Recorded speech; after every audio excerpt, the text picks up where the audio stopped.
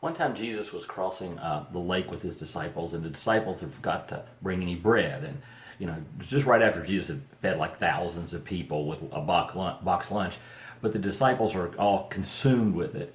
And Jesus says to them, "Watch out for the yeast of the Pharisees and of Herod." And the disciples are freaking out. "He knows we didn't bring bread. He knows we didn't bring bread." And Jesus is like, "Seriously, do you still not understand?" I wrote this a couple years ago about that. I said, it wasn't about the bread. It's never about the bread.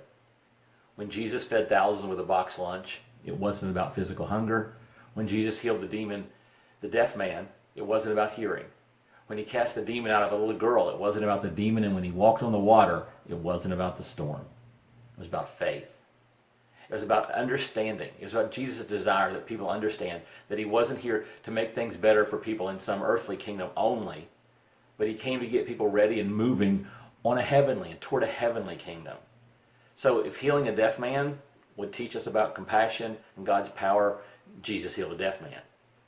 If casting out a demon taught us about faith and showed us how much God loves us, Jesus cast out a demon. If walking on the water would show us Jesus' power and that he's always in control of every situation, he walked on water. And oh, by the way, if waiting until the middle of the night to do it would teach us more about God's true intentions, Jesus would wait until the middle of the night.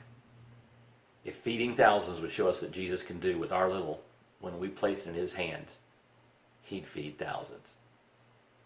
But it's all about knowing Christ. It's all about the importance of a relationship with him. It's always about preparing for eternity and preparing this world now for Jesus' coming.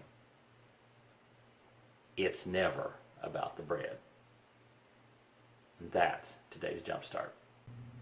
If you like today's Jumpstart, why don't you share it with a friend or maybe like it? And of course, make sure you subscribe so you stay updated on all that's going on.